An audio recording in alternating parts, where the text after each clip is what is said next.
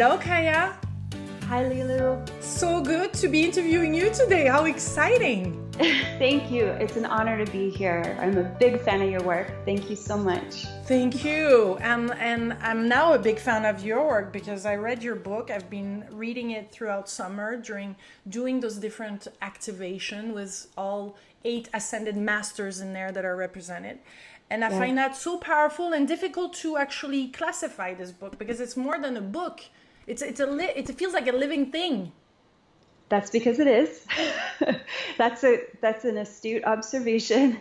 It's a book in the fact that it has 2 covers and pages, but it is a living transmission, just like they asked me to put on the cover, and it's a vehicle for very real ascension, spiritual awakening. Yeah, it's actually a motherboard. It's actually technology between 2 covers. And I actually have a background when I was in university in computer programming. I didn't know why at the time I was so interested in computer programming, but it was the Ascended Masters subtly guiding me to study how programming works. Because this book literally hacks into every cell of our body to activate a divine genome that exists in the subatomic universe of our DNA, which was really quite remarkable for me to discover. And honestly, when the Ascended Masters kept asking me to write about the divine genome, to talk about it, at first I was very resistant because I thought, no one's ever going to believe me. There's no way I can prove this. And they kept saying to me, it doesn't matter, it exists. And if humanity doesn't know that this divine genome exists, it will remain in slavery forever to these dark agendas. This is our divine genome of sovereignty. It's huge. It's why it's huge. And obviously it will attract the people that are into this and ready. So here it is. Sophia Code is absolutely written for those who have eyes to see and ears to hear, as Jesus said. It's like it's meant for those it's meant for, and we're not here to convince anybody otherwise. It's just like people who find the Sophia Code that it's meant for them, they often say, I feel like I'm coming home. I feel like I've been waiting for this my entire life. It's like those are the people this book is for. The proposal, I mean, what's offered here is huge. It's beyond what actually is I've ever read in a book that you can conceive. I mean, it's part of it. The big portion of it is to realize that we could be mentored by those ascended masters, and it's actually there. Quite easy and just there for us. So it's enabling us to co-create at a whole other level, activating within us our divinity without any limits. So we go through, I would like you to speak about how spiritually, your understanding of spirituality how it was before in a hierarchy, like very much layered, and people are superior to others. Here we feel we're all in this together when we read this book. Yes, and that because I was born psychically open, I had many different possibilities of who I was going to work with in this lifetime. Different groups of angels or masters or different realms of creation. And when I met the Sophia Dragon Tribe, I knew I had met the High Council that I wanted to spend the rest of my life with, because the way they presented this work to me was, you have got to get inside the belief that you are sovereign, you are divine, and you are holy. And so does everyone else, because that is the healing and that is the empowerment of everything. And the way they would speak to me, the way they approached me, was as a sovereign equal. And I thought, this is an ascended master. Like, why are they treating me this way? Like, this is so kind and generous. And they kept saying to me, this is how everybody needs to work with us. And the accessibility of the Sophia Code is because we need to let go of the hierarchy and if we embrace this concept that we are sovereign equals, there's no more competition. It takes everyone off the hook to finally work together as one, right? And we talk about that in the book as the one body of Christ. It's like, what does that really mean? It means that we've all been blessed with the same divine genome. We've all been blessed with the same divine qualities. And when you look at yourself from that perspective, you no longer want to compete with anybody or compare yourself to anybody. You want to get together with other people and explore, oh my God, what does it mean to co-create with all of us stepping into our divine potential together alongside the Ascended Masters? It's so exciting. It is exciting. We don't talk about these feminine masters as goddesses or deities. What we talk about is that because every one of these masters left behind a legacy of love, right? And humanity, after centuries of patriarchal programming, they end up deifying these women because they can't conceive of it being any other way. And that's okay. It's okay that we want to worship divinity, as long as we understand we have to worship the divinity within ourselves as well, right? So we refer to these beautiful key code masters as Ascended Master mentors. And that just evens the playing field. And that's how they want to be working with us anyways. They don't need to be worshipped. They don't need their egos stroked. They want to see us step into our potential just like they did. Like, we are masters in training, and we came here with a very important mission at a pivotal time on this planet, and we need to activate as many people as possible into their sovereign divinity. And the Sophia Dragon Tribe and these Divine Feminine Christ Masters, they are literally parting the veils to make this process far easier than it's ever been. Yeah, but it's bringing up, it must have brought up a lot of resistance when you were channeling this and you met Sophia, the source, we can say, in 2009. Yeah. I mean, that, and when I read the text and when you activate this, it doesn't bring up resistance, but these are huge things, actually, blockage that you were like, oh my God, yeah, they were there actually. And you're even surprised that we could be surprised at how we didn't even thought that was there. But when we read through them, it feels like it's being liberated. So it's huge. You must have had many times where it was like, woof, resistance or not, or you just like, this is huge, but I'm going all for it.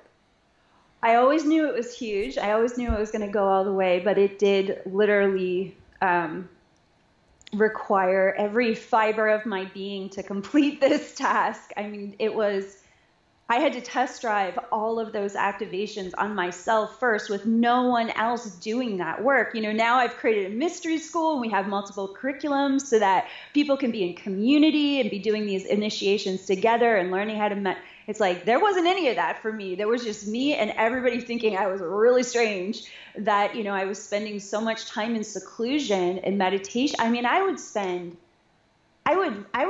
10 hours a day just sitting and listening and meditating and writing and rewriting and practicing. And this went on for years. How long did it took you to write this introduction? Because from what I'm hearing, it's just the beginning. Yes, it's going to be a series. Each of those chapters in section 2 is a book that's coming. So it's for the full codex, and then depending on where it took you weeks, months to write the book. 7 years. 7 years.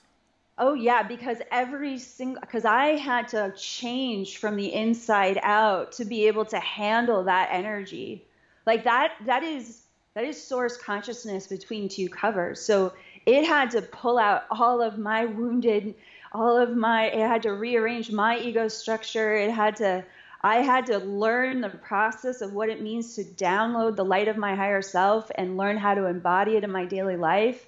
I mean, just because I could see Ascended Masters and angels my whole life doesn't mean that I wasn't, I survived the unthinkable in the first half of my life. So I was putting together, as I share in the preface, like the 1,000 pieces of my heart back together. So I knew the Sophia Code was legitimately a sacred text for our modern times, because what I should be dead or insane from what I survived. And channeling that work is why I'm sitting here today the way that I am. It's only because of the healing of God coming through me to write this codex that saved my life and taught me how to thrive instead of survive this world. So I had to let that codex work on me for 7 years. And even after the Sophia Dragon Tribe contacted me, it was the most powerful experience of my life up until that point. And I said, don't call me, I'll call you, because I knew I had to go change a lot of things in my life to even get ready to even start channeling it. I mean, I spent a good part of my adult life getting ready for this. So. What was your state of mind when you met Sophia? What happened there? What was the context? My state of mind was that I had been receiving messages from the Ascended Masters that I was supposed to write a book. And I thought they wanted me to write a book about healing from rape consciousness, because that's what was happening. That time in my life, I was dedicated to healing. What can I do to heal my broken existence, right? And although I was helping a lot of people, I was very much in my healing journey, very, very much. And so when Sophia arrived, I had rented, like I share in the preface, I rented a house on Mount Shasta, on the side of Mount Shasta, which some people know is a holy mountain. It's a very, very powerful multidimensional portal. It is no joke. People should, if you don't just go to Mount Shasta and just do anything, like be very conscious when you're, not you, Lilou, but anyone listening to this, like really pray about if you're going to pilgrimage to that mountain, because it's very, very powerful. And when she appeared and took me into the light, it was, I mean, I was really struggling. I was like, I didn't even feel safe to be by myself at times, and to be taken into the light like that and meet thousands of Ascended Masters all at the same time. I mean, it was the beginning of my real life. I don't know if that's a was it challenging when I find it, the thing I found challenging with the book is because of Sophia presented as Sophia. The source is so different than what we've ever heard. So it's like all of a sudden there's this Sophia, and it must be challenging for people that had a strong religious background. It's been such a fascinating journey with that, because everybody comes to the Codex from such interesting backgrounds, right? And for some people, it is the ultimate healing to finally have a sacred text dedicated to the Divine Mother. And there are so many people that have been abused with the word God that the word Sophia is so healing for them.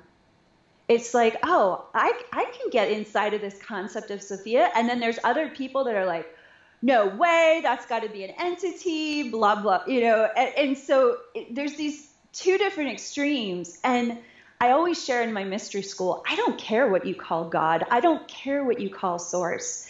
Neither does Sophia. It's like all that matters is that we're stepping into a direct relationship with our source. Sophia, God, Great Spirit, whatever words bring you comfort and invite you into that communion, use those words.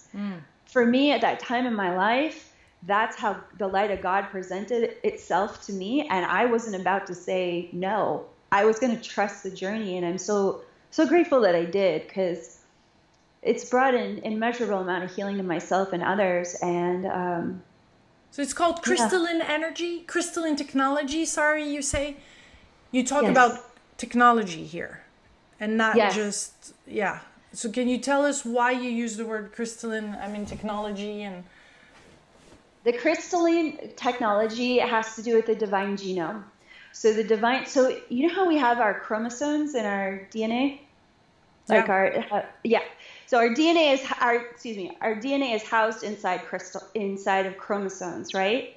So what happens is that in the subatomic universe of your DNA strands, there's these crystalline chromosomes that carry all of the divine qualities of God within every cell of your body. Why is that amazing, right? Well, there's so many reasons why that's amazing. The first reason is that anything that's crystalline can hold an infinite amount of light. So you have in every cell of your body an anchor point, a motherboard of crystalline chromosomes of divine qualities that can be activated. The light switches can be turned on, and then what happens? The light that you are anchoring from your higher self into those crystalline chromosomes then can build bridges of light to your biological carbon-based DNA. So what happens? System override. You then are activating an operating system within you that can start to operate your biological DNA, and your biological DNA is connected to your ego structure, to your every level of consciousness within your human body, your awareness, and you are able to start operating miraculously from the perspective and consciousness of your divinity. Total game over and game on at the same time. It completely flips the script on the human experience when you understand that your body, and by the way, it's like your chakras are spiritual technology, your meridians are spiritual technology. All of that technology is anchoring light bodies, different aspects, facets, superpowers of your higher self's divinity within your human form. And that's no big news. It's like the ancients have been telling us that for thousands of years about that particular spiritual technology in our body. But this conversation about the divine. Sorry, go ahead. This conversation about a divine genome is a completely next level conversation that we're having with us. Yeah. Tell us about the Ascended Masters and how they came to you, because it starts with Isis, if I remember correctly. Yes, and then they little by little share their story, and they obviously activate some codes. They have a different story. They went through their own challenge. Yes. Most of them were on Earth, actually spent some time on Earth, so had at least one life on Earth. And they're there. Why does it start with Isis, for example? What's your take on it? Why? Well, Isis, I mean, I love to tell our mystery school students, like, there's life before Isis, before you meet Isis, and then there's life after you meet Isis. Yeah, Isis is such an exceptional mentor for helping us fully claim that like lioness power of our divinity, and really step in and claim, our sovereignty. She's going to help you get to work on your spiritual purpose. She's not going to let you get away with just, when you accept her mentorship, she's just not going to let you be lazy. I guess there's just no other way to put it. It's just like when her sacred fire is like, hey, you said you're going to come here with your angelic mission. Like, you have an important role to play, and we all have an important role to play because we're all interconnected. So when you mentor with Isis, and also in ancient Egypt, Isis really knew how to face the black magic of her times and bring in the greatest light.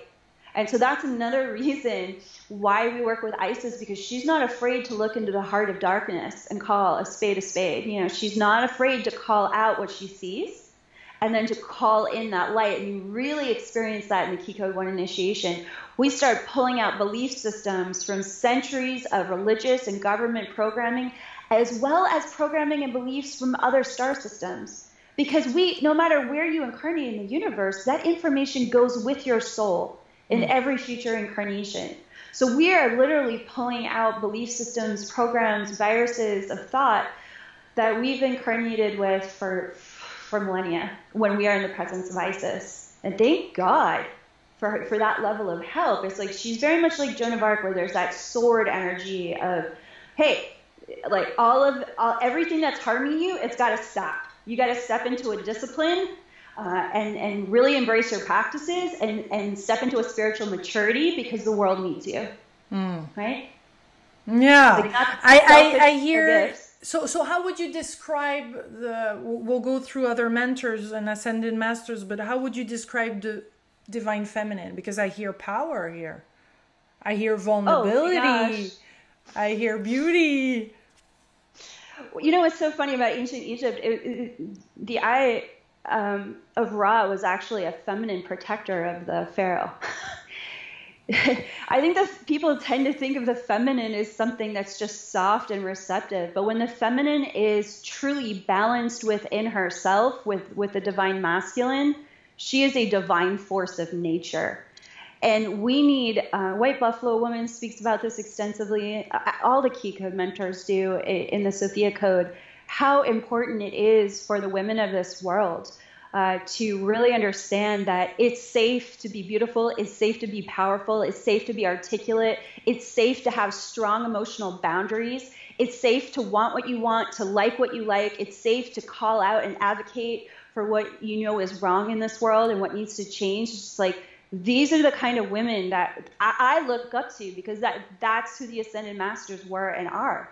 It's like, that's who I aspire to every day. That's why I want to mentor with them. It's because they are the totality of their humanity. Like, the feminine is not just the soft. The feminine has fangs too.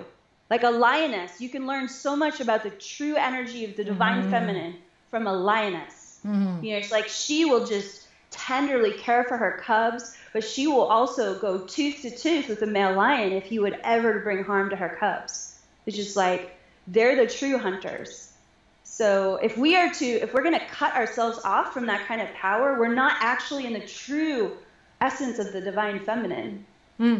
One of the interesting things, though, is that the wounded feminine tries to control, right? Yes, tell us about that. Talk about that wounded feminine. The wounded feminine has control issues, doesn't know that she can be in a clear relationship with her anger or her grief. There's often a sense of like arrogance, a false sense of importance. But if you are truly sitting in your divine feminine Christ power, you are going to be very powerful and very humble at the same time, because you understand that your power is here to serve as many people as possible, and that your service is only effective if you are acutely listening, actively listening to those you are serving, which means you are really taking in what people need, not what you think they need, right? So that's kind of the difference between the wounded feminine and the divine feminine. The divine feminine is very compassionate, very clear, very sober to her power. She's aware that at any moment she could go off the rails with her power. So she's always in the prayer, may I be a servant of the highest and best good. God, please guide me. What's her relationship with her emotions? A woman is always going to feel disempowered, and she's always going to be imbalanced in her emotions if she's not in a complete relationship with the full spectrum of her emotions. So a lot of people in the spiritual world think that they're not supposed to be angry, or they're not supposed to be sad, or they're not supposed to grieve, and that is a lie. I have a lot of other words I might say, but for the sake of this interview, I'll just say that's a lie. Feel free. I feel very passionate about that. What I discovered in my journey of healing from 18 years of rape and torture was that it was impossible to heal unless I was in a relationship with my anger, or in a relationship with rage, in a relationship with abject grief, in a relationship with depression. Like, I had to learn how to be in relationship with those feelings. Otherwise, if I kept trying to push them away and deny them, they would have power over me.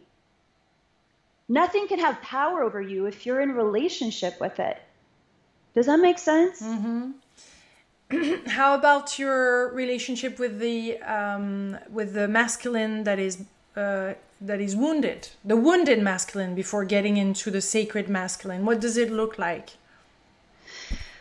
Well, the wounded masculine tends to gaslight. It tends to overreach. It tends to think that it needs to control the feminine to feel safe, because it's always afraid of the wounded feminine. But the masculine in its wholeness knows that it's there to be an anchor point and a place of solidarity with the feminine that allows the feminine to naturally come back into alignment, because the masculine is not going to move based on the mood swings of the feminine, if that makes sense. So there's this wonderful balance both within us, right, with the masculine and feminine within us, as well as externalized where, you know, I think people think of the masculine as somehow out of touch, but I think what's interesting about the masculine is very observant. Masculine notices a lot of details, and the masculine feels quite a lot. And when almost a level of tenderness that I think the masculine tends to be very protective of that heart space that it holds, because it knows just how dangerous a wounded feminine is. A wounded feminine is radically dangerous. A whole feminine is radically empowering. We are all walking around as very wounded people, as humanity as a species in general. So the reason why the Sophia Code came as a divine feminine sacred text is we've got to heal our relationship with the divine feminine to actually even be able to have a conversation about the divine masculine, because we, after hundreds of years of patriarchal conditioning, so few people have even a concept of what true, authentic, divine masculine wholeness actually looks like. Yeah. Can we go to talk about Kuan Yin? Kuan Yin seems to have gone through a lot. And at some point there's this man figure that helps her. Can you tell us about her story a little bit? Kuan Yin's chapter is one, I don't like to play favorites, but it is by far my favorite. You chapter. Just did. I mean, it reads like a movie, and to have the great honor of getting to write Kuan Yin's story. I mean, I don't even know how I got that lucky. You know, I tear up even thinking about what she went through and the sacrifices she made, and this beautiful cinematic story between her and her teacher. And so we meet Kuan Yin in her incarnation as a girl named Yoshinami, and very early in her life, her village is burnt down, her family is killed, and she's raped by these Mongolian raiders. And she manages to survive, and she flees to the jungle, and she lives off of roots and just barely like a thread of consciousness. She's pretty much insane for almost 7 years before her teacher, who we come to find out is an ascended master by the end of her story. But for the most of the story, we don't know who this man is. He's just the man.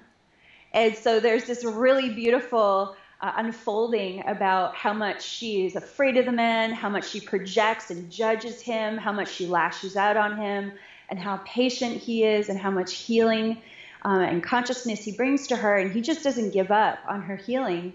And then she has this huge breakthrough and this stunning moment with these cherry blossoms. She wakes up this one morning, and she begins her journey of training with him. That was the beginning of her training to become the master that we now know her as Kuan Yin. And she speaks out her name. Yes, that was a big part of her shift, was when she received her spiritual name, and it was confirmed by her teacher that she had received her name as Kuan Yin in meditation while she was sitting next to him. Mm-hmm. Is this your real name? Is this your birth name? No, my legal name is Kaia Ra. But it is not the birth name.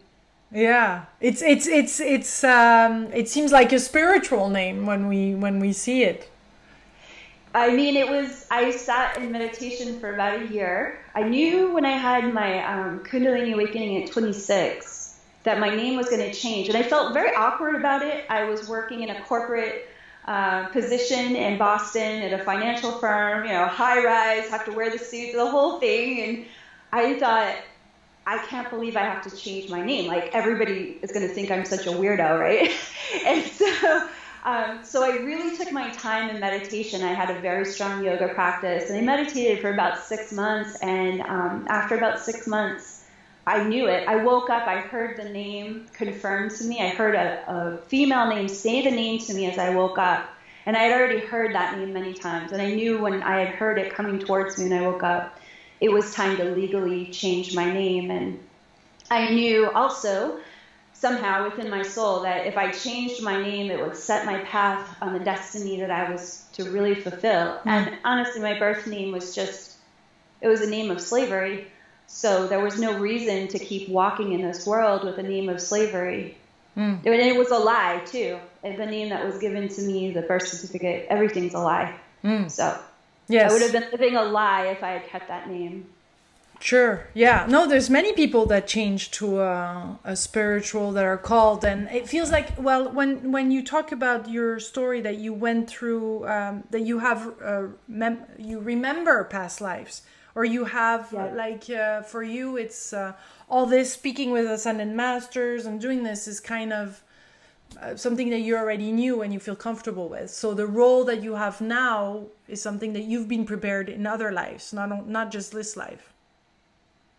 Yes, I knew that from childhood, absolutely. And then even as I became a young adult, because the masters were mentoring me in my early adulthood, I just hadn't met the Sophia Dragon tribe.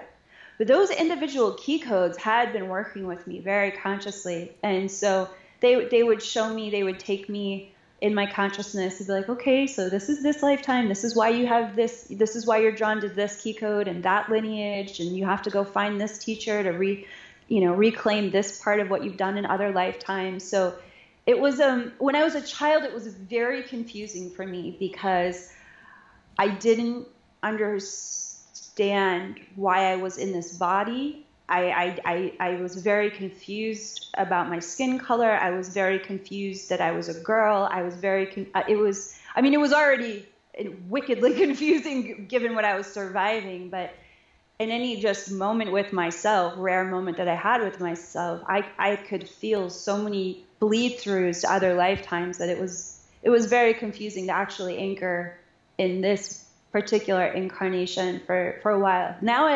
Now I love being in this incarnation. Yeah, I can see that. How about Mary Magdalene? I mean, it's exciting to read. It's exciting to read about her story and how close she was to Jesus and everything that we know. But it feels different to read the whole story this way. That first part of every chapter in section 2 has their life, like reflections from their life. Yeah, and then the initiation. I wrote that initiation years before I wrote her revelations about her life. I actually wrote those revelations in 24 hours. I was so terrified to write the Mary Magdalene revelations that I literally waited until the last year before the Sophia Code was birthed, because here's why. Every time I tuned into what people wanted to hear about Mary Magdalene, I could feel like hundreds of years of weirdness, like all these projections and judgments, not just about her being the harlot or prostitute, which is completely untrue, but also everybody's fantasies and stories about her relationship with Jesus. And it was just like, I want to meet this woman for this woman. Like, I want to understand why is she such a big deal because of her? Like, can we just love this woman for herself? Why does it always have to be in relationship to someone else? And, and it really showed me like how addicted we are as a society that like, oh, a woman just can't be powerful by herself. Like, why can't we honor and celebrate her as a Christ figure as well? She certainly deserved it. So I did some pretty in-depth ceremony and prayer and meditation and fasting and preparation, and I sat down in front of her altar in my home, and I didn't stop writing until that entire story was downloaded. And it was one of the holiest experiences of my life, because I just like with all of the key codes, I care so much about them. I didn't want to get anything wrong. It's just like I just wanted to be a humble vessel to just share it exactly how they needed it to be shared. Like, can you imagine 2,000 years being called a whore, and the only reason why she's important is because she's associated with a man? Just like, let's set the record straight of what a holy woman she was in her own right. And to feel her being celebrated for her own diamond light. It's not to minimize Jesus's impact, and it's not to minimize their No, relationship. not at all. But it's time to reckon with the fact that she is a Christ's mentor all in her own right. And it feels right to record to put the record. I mean, to have it right. I mean, it feels good to read that version. Thank you. It was very, very important to me. Thank you. It really healed my heart too, because I adore Mary Magdalene, and women and men all over the world, human beings all over the world, adore Mary Magdalene, and many of them don't know why, but they have this strange magnetism to her, like almost indescribable magnetism. And to finally bring forth that chapter 10 transmission was very much like Kuan Yin. Like I just can't believe I got that lucky. Like, thank you, God. Yeah. And you talk about altar, and you do speak about it in the book. So there is some kind of, we can't say that an altar is a worshiping, but it's still a representation of that person. Can you make the difference? Can you speak about it? Yes. I'm sorry, I didn't mean to overtalk. I'm just so excited that you asked this question. You're such a great interviewer. Thank you. I share a lot about altar building in our mystery school curriculums, and the way I use altars are doorways to the divine. I use them as motherboards, blueprints of consciousness, so that whatever I'm placing on that altar, it's communicating back to my own consciousness what it is that I am learning how to integrate about divinity within myself. I also teach people how to build altars so that they become doorways for the Ascended Masters to step inside your physical home and live with you. So when you mentor with the Ascended Masters of the Sophia Dragon Tribe, I can't speak for other Ascended Masters. But I can speak for these ones because they made an agreement with me. They told me that, if I completed this project, that they would mentor anyone who chooses to do these initiations the same way that they mentor with me. A lot of masters are beings, they come and go. The way they work with me is they never leave. So when you do these 8 initiations in the Sophia Code, you are saying, hey, I'm ready to open up my life to be mentored by the best of the best. Yeah. Come live with me, come work with me, come protect me. I'm ready to be a master in training. And so that's why we build altars. It's not to worship Mary Magdalene. The only thing we should ever worship is the source, God, right? It's the infinite, it's the all, right? But we can certainly appreciate them through our altars. We can give thanks for their mentorship through the altars.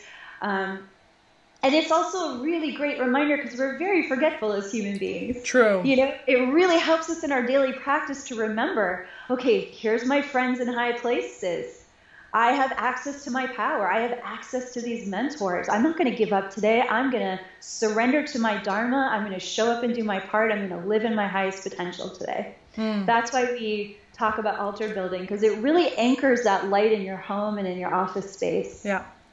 It really, the term of community, of multi-dimensional, interstellar, it feels like it's a whole, like it feels like we're connecting to a much larger space than just being on Earth when we're going through those initiations. Tell us about that community. How do you feel? How big is this in the universe, and how supportive it is, and what is the goal? In chapter 3, the Sophia Dragon Tribe shares that this is actually an interstellar mission for Christ consciousness across the multiverse. And they share that there are too many Ascended Masters to actually count in this High Council, and they're representatives from every species that have achieved their ascension through exceptional embodiments of sovereignty. So what we have here is a High Council that intimately knows what it takes to embody our sovereign divinity in the worlds of form. And many worlds of form are caught up in duality and global warfare, not just on our planet, but on others. And many of us have survived many planets being destroyed across the cosmos, and we're trying to heal up our addiction of destroying what is beautiful to remember our light within us. So, if we decide in these pivotal times to turn the ship around and really wake up as a species, it's not just going to impact us in this lifetime. It's going to impact all of our lifetimes, happening simultaneously across this multiverse of form. Now, most people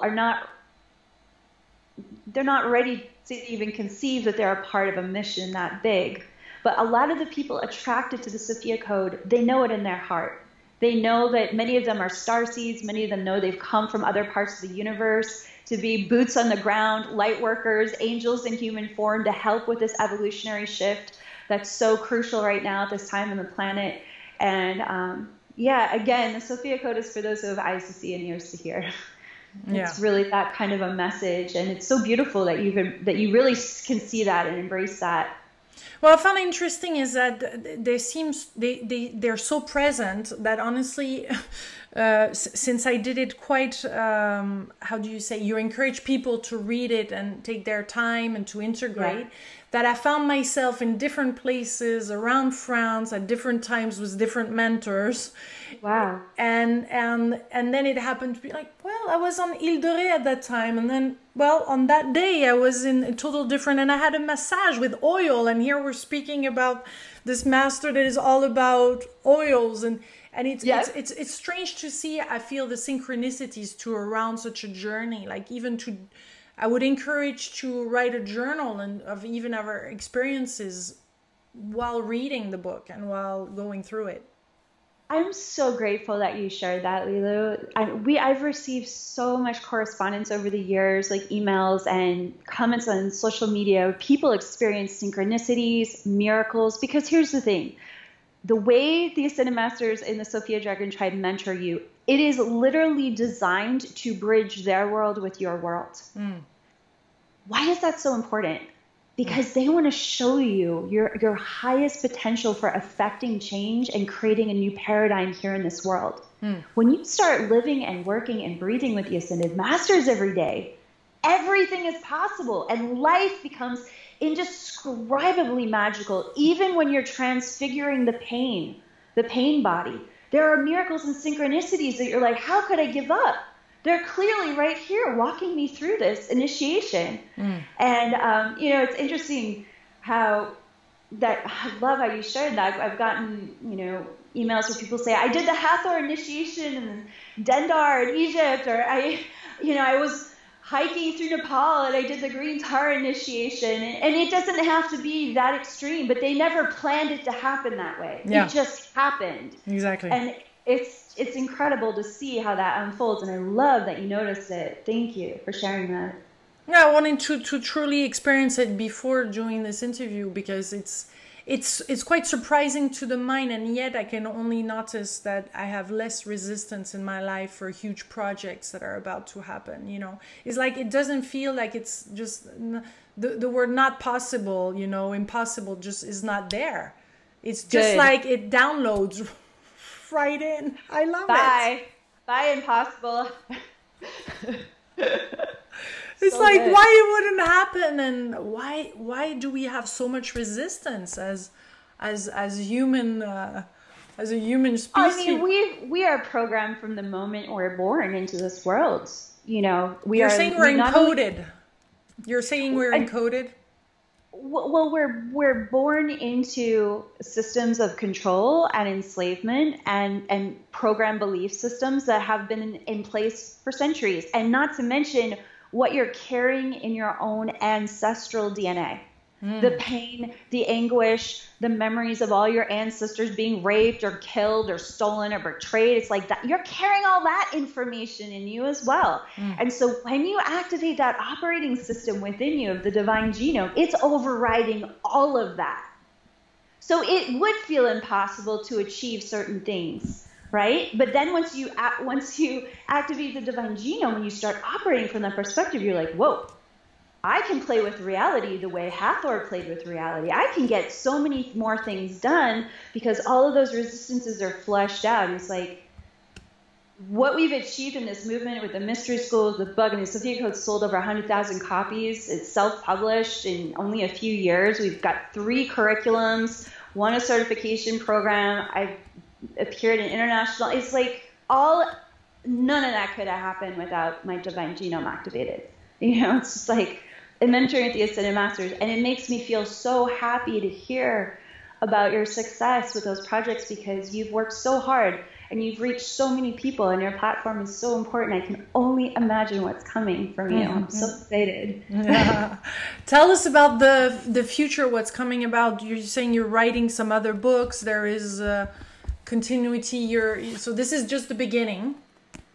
Yes, that's the beginning. The next book that we'll receive from the official codex will be the Mother Mary book. But it's a manuscript that's already half done, but because of the timing of what's happening internationally, I was recently told by the Sophia Jargon Tribe that I need to release the story of what happened to me to get it out of the way, because I've received so much correspondence about it, and it's so timely. It's like the world is actually ready to understand the depth of enslavement that it's under.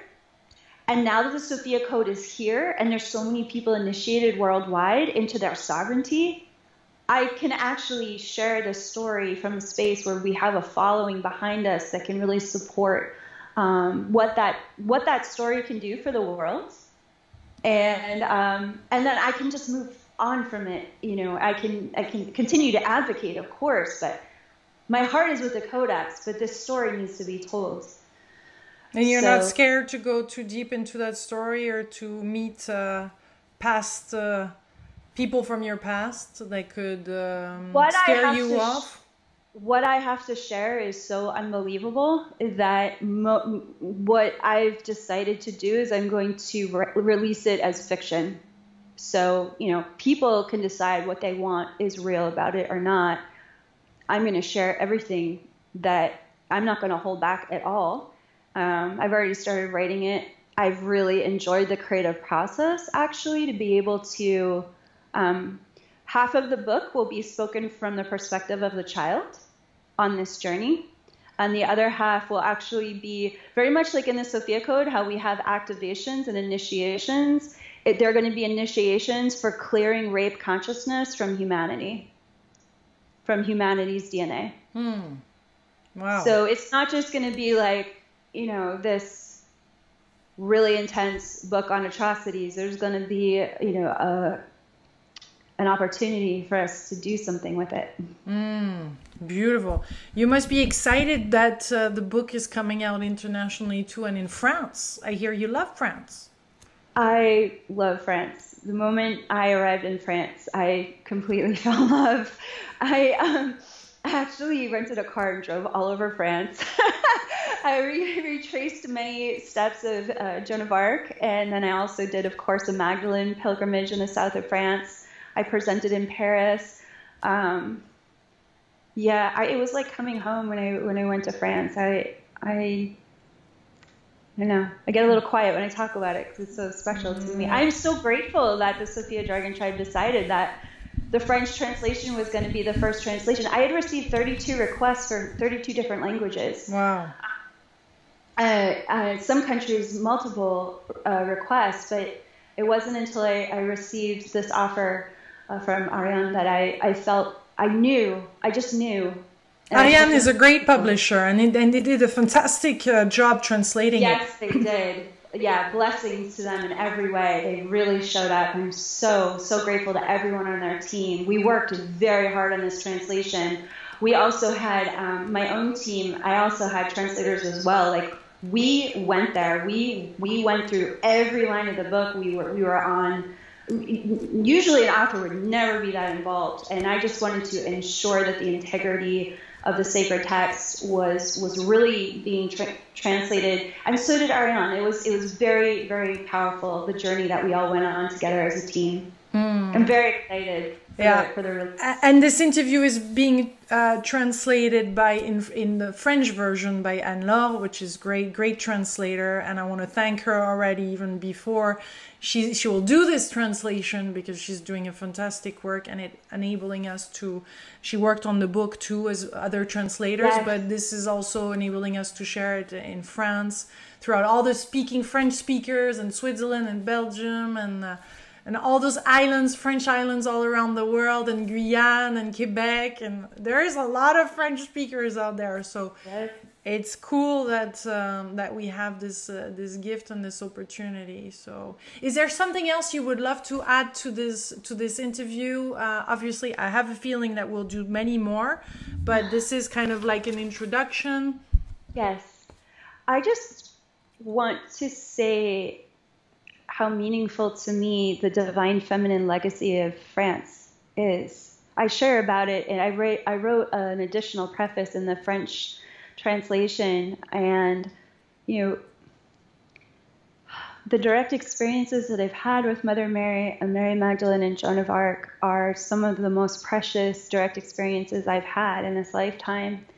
And I believe that France is a treasure for our world awakening to a very important ascension journey at this time. And I know that religion and government can really overshadow those legacies and confuse and distort who those women were or are. But I really hope, as you meet them through the Sophia Code, that your faith in who they are as divine feminine Christ figures and the legacy that they're offering France, offering us to live in at this time, I can't thank France enough for that. I know that might sound strange, but it's... No, you're moved by it, and some things it's beautiful. You feel it's a sacred land. It feels like sacred. Everything is sacred, but in the end, it's true. Like some parts of the world and some places, and Mount Shasta you're describing. Yes. To me, Hawaii is a holy land. It's like because Absolutely. of my soul and connection to it, and I hadn't had the blessing to see Mount Shasta. I look forward to it and experience that as a portal. And it feels like many portals are opening up throughout the planet too, and that we are called to our lands. We're called to different places around the world. So, and they're being activated, and through this and with this activation too, we're gonna more and more be called to do amazing big things. So, thank you so much for having the courage to get this book out and bring it, publish it, and have it translated too. It's been such an honor and pleasure to spend this time with you. Thank you, Lilou. Thank you, Kaia. Thank you so much. Big kiss, and all juicy co-creators out there, if you've enjoyed this interview, please share it all over. This is great. This is our time for the divine feminine, and I look forward to many other books from you and other authors on this topic, because I think it's fabulous. It's good that it's out finally. Thank you so much. Thank you.